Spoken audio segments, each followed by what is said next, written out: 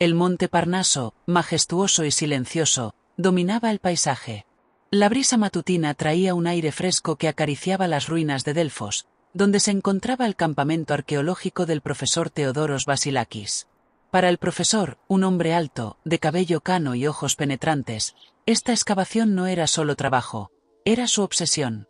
Delfos, el mítico ombligo del mundo, había albergado al oráculo de Apolo, donde las pitias, sacerdotisas proféticas, transmitían los mensajes divinos.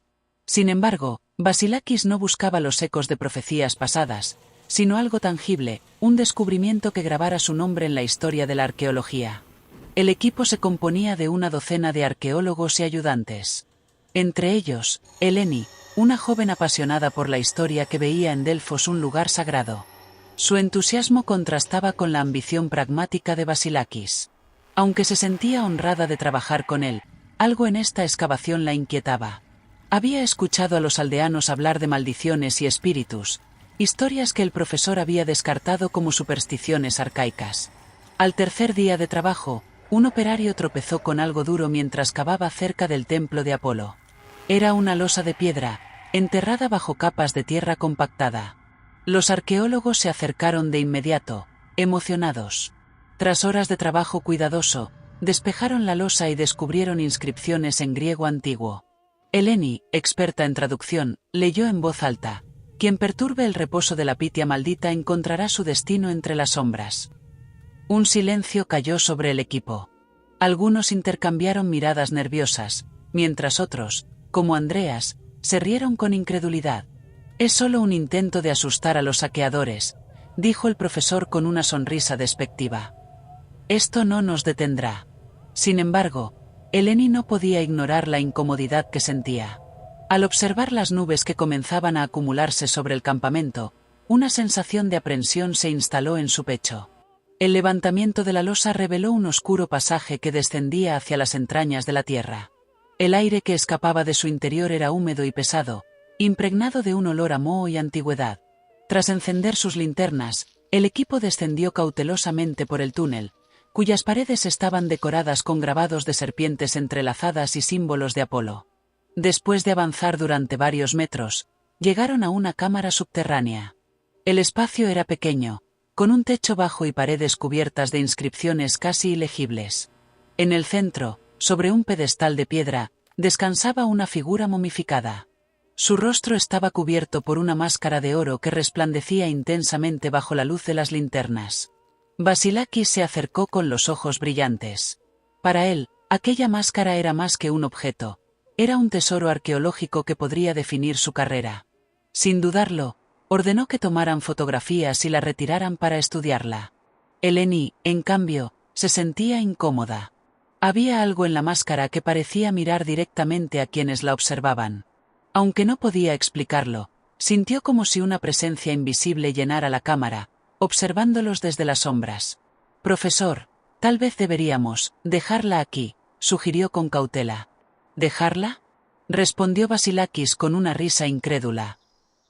«Eleni, esta máscara pertenece a la humanidad, no al polvo. Nos aseguraremos de que el mundo la vea». Esa noche, cuando el equipo regresó al campamento, comenzaron los primeros incidentes. Las linternas parpadearon sin motivo, y algunos miembros del equipo escucharon susurros que parecían venir de las sombras. Nadie pudo dormir bien.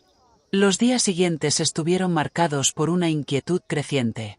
Eleni comenzó a tener pesadillas recurrentes.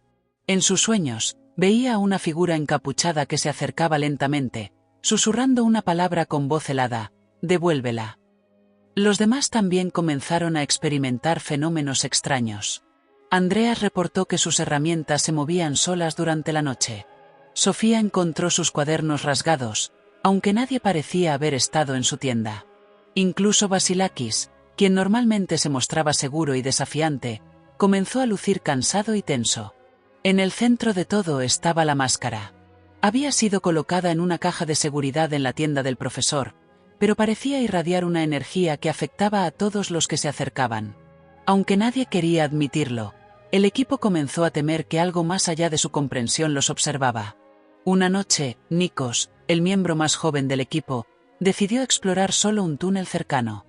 Era un aventurero por naturaleza y estaba convencido de que podría encontrar otra cámara subterránea.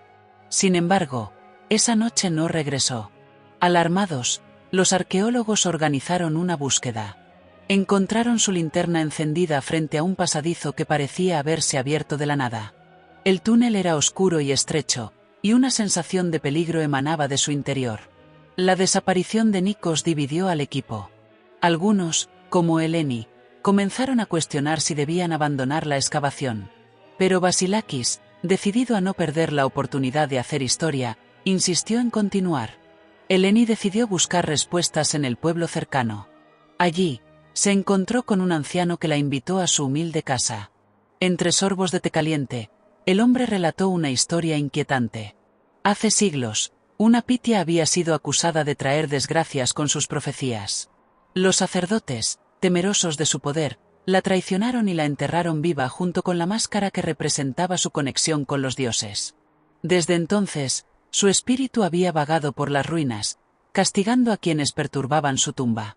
Eleni regresó al campamento con el corazón pesado, pero cuando intentó compartir la advertencia con el equipo, Vasilakis se burló de ella. ¿De verdad crees en estas historias? Somos científicos, no cazafantasmas. Después de la advertencia del anciano, Eleni no pudo apartar de su mente la historia de la pitia maldita. Mientras regresaba al campamento, el sol comenzaba a ponerse, tiñendo el cielo de un rojo ardiente que hacía que las ruinas parecieran aún más imponentes. Cuando llegó, el ambiente entre los miembros restantes del equipo era sombrío. La desaparición de Nikos y los fenómenos inexplicables estaban pasando factura. Incluso Vasilakis, normalmente optimista y desafiante, mostraba signos de agotamiento. Esa noche, Eleni y Sofía revisaron los manuscritos históricos que habían encontrado en la biblioteca del pueblo. Las piezas comenzaban a encajar.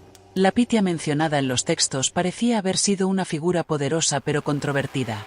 Sus profecías habían predicho una gran calamidad para Delfos, algo que los sacerdotes del templo interpretaron como una amenaza.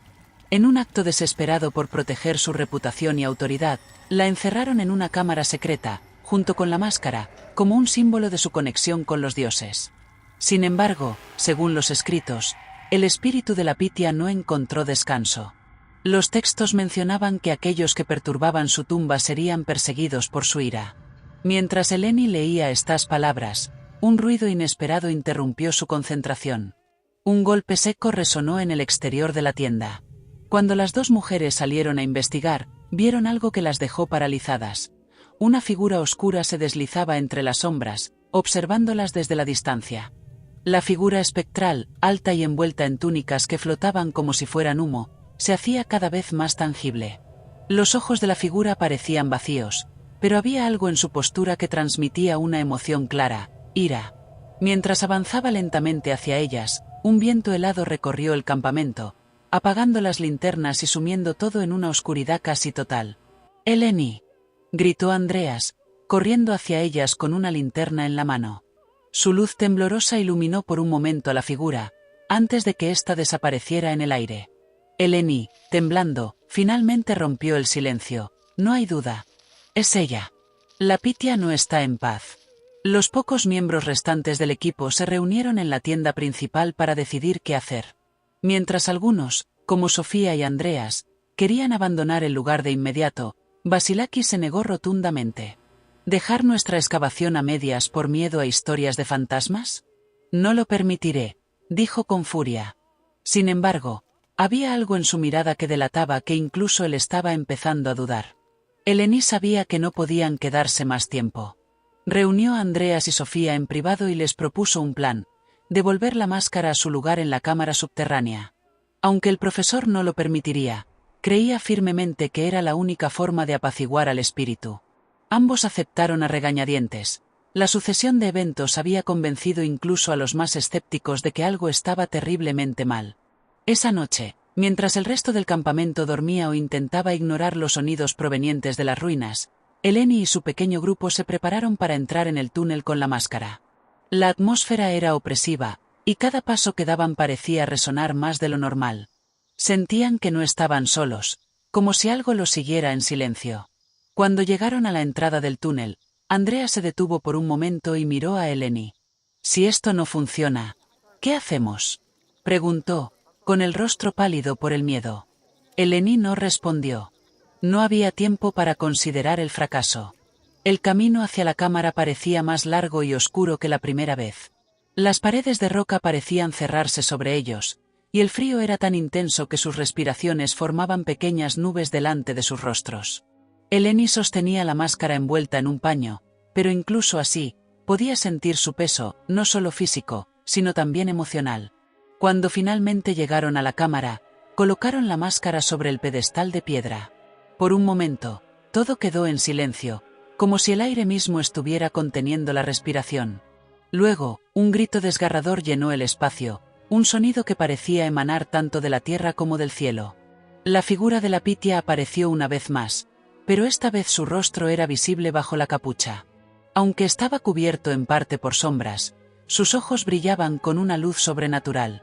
Extendió una mano hacia ellos, y tanto Andreas como Sofía cayeron de rodillas, incapaces de moverse. Eleni, con lágrimas en los ojos, levantó las manos en señal de súplica. «Perdónanos. No entendimos. Devolvemos lo que es tuyo.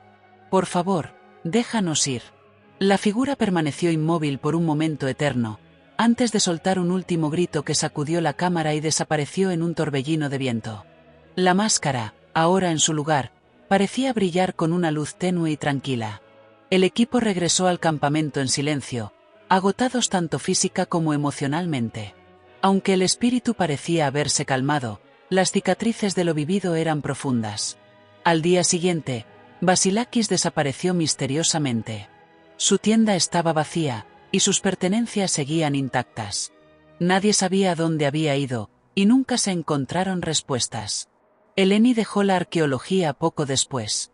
Aunque amaba la historia, la experiencia la había cambiado para siempre. A menudo se despertaba por la noche, escuchando susurros que le recordaban aquella palabra: «devuélvela». Años más tarde, turistas y lugareños continuaban reportando fenómenos extraños cerca de las ruinas de Delfos. Sombras que se movían solas, figuras que aparecían al caer la noche, siempre, un susurro en el aire que repetía una advertencia: no perturben el descanso de los muertos.